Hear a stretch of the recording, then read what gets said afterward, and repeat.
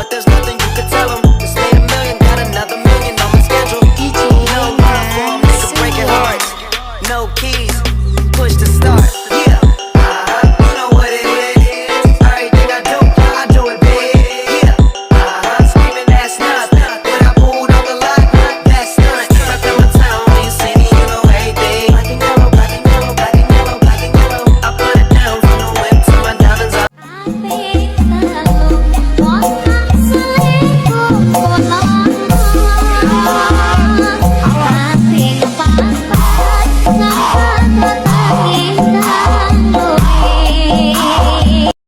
Astagfirullahaladzim, anak zaman sekarang. Mom. Dalam sayang kok manggil mami kenapa toh? Lihat nih mom, anak mukanya begini. Ini gimana masa depan sekarang? Jadi khawatir aku ke depannya. Ini gimana nih biar anak kita tidak tersesat dalam jalan yang salah. OMG, jadi khawatir dengan buah hati kita. Ini gimana, Dad? Iya nih mom, aku juga khawatir dengan buah hati kita. Aduh, Mamski sama Papski kolot banget pikirannya. Zaman sekarang gak ada yang tuh bahas kelestarian budaya. Ih, contohnya tuh di aplikasi TikTok pakai lagu Padang Bulan. Padang bulan. Aduh, gimana era gen Z saat ini? Sini mama ceritain waktu muda mama ikut kesenian barong.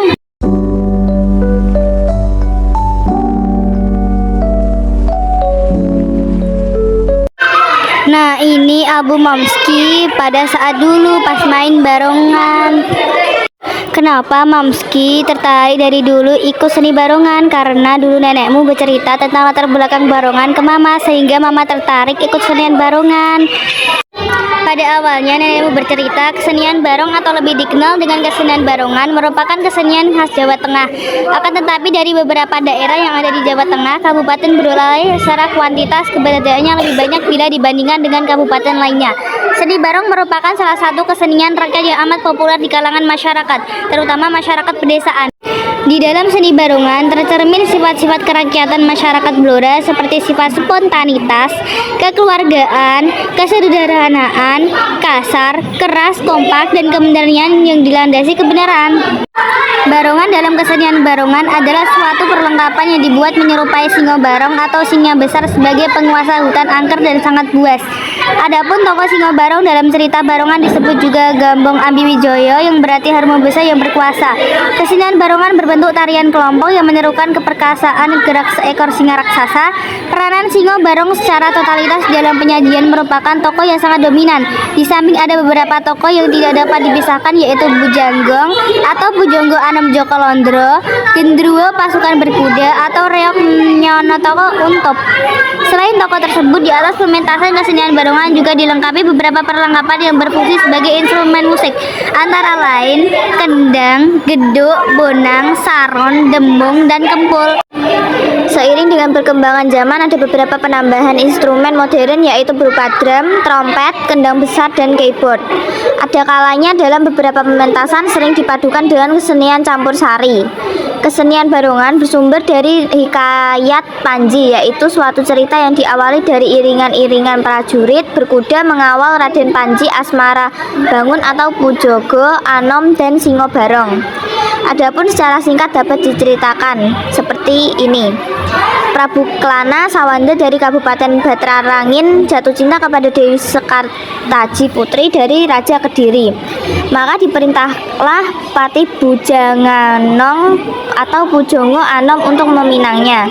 Keberangkatannya disertai 144 prajurit berkuda yang dipimpin oleh 4 orang perwira diantaranya kuda larean, kuda panagar, kuda panyisi, dan kuda sangsangan.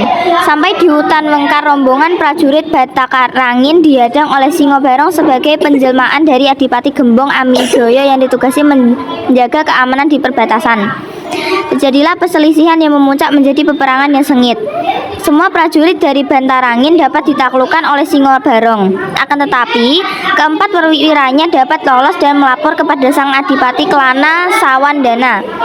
Saat itu juga ada 2 orang Punokawan, Raden Panji Asmara Bangun dari Jenggala bernama Lurah Noyontoko dan Untub juga mempunyai tujuan yang sama, yaitu diutus Raden Panji untuk melamar Dewi Sekartaji.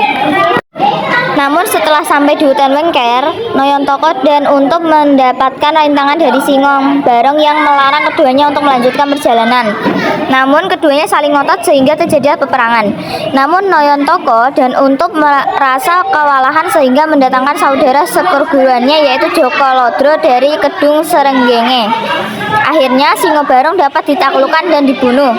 Akan tetapi Singo Barong memiliki kesaktian. Meskipun sudah mati, asal disumbari ia dapat hidup kembali. Peristiwa ini kemudian dilaporkan ke Raden Panji. Kemudian berangkatlah Raden Panji dengan rasa marah ingin menghadapi Singo Barong. Pada saat yang hampir bersamaan, Adipati Klana Sawendono juga menerima laporan dari Bujang Ganong atau Bujang Anom yang dikalahkan oleh Singo Barong.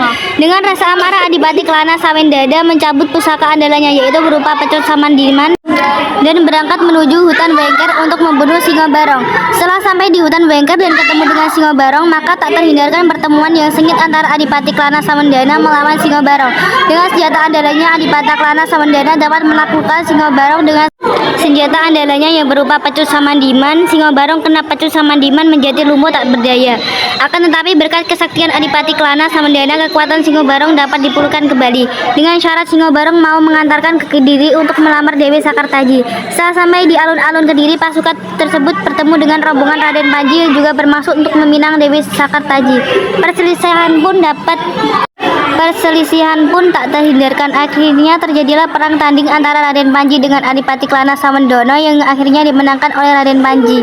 Adipati Klana Sawendana berhasil dibunuh dengan Singo Barong yang bermaksud membela Adipati Klana Sawendana dikutuk oleh Raden Panji dan tidak dapat berubah wujud lagi menjadi manusia atau Gembong Amijoyo.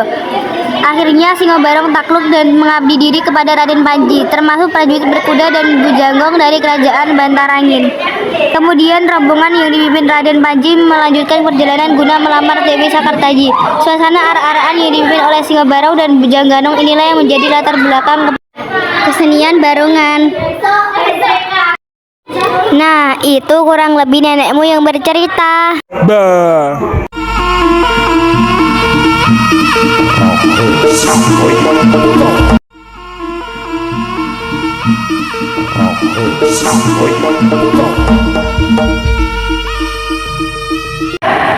Nah, kenapa kelompok kami mengambil melestarikan kesenian budaya melalui gadget? Karena pada era yang berkembang pada saat ini, semua orang membutuhkan gadget untuk telekomunikasi, untuk belajar, dan juga bisa melestarikan budaya melalui gadget. Contohnya dengan aplikasi TikTok. TikTok sendiri adalah aplikasi yang sering sekali kita buka atau kita gunakan untuk mencari informasi, untuk mencari berita, dan lain-lainnya. Maka dengan melestarikan kebudayaan melalui TikTok, maka mencari pundi-pundi uang dan juga melestarikan budaya. Nah, kita juga bisa melestarikan budaya melalui TikTok juga dengan melakukan hashtag sehingga semua orang mempermudah mencari budaya tersebut. Sama halnya juga dengan algoritma TikTok juga bisa mempermudah kami.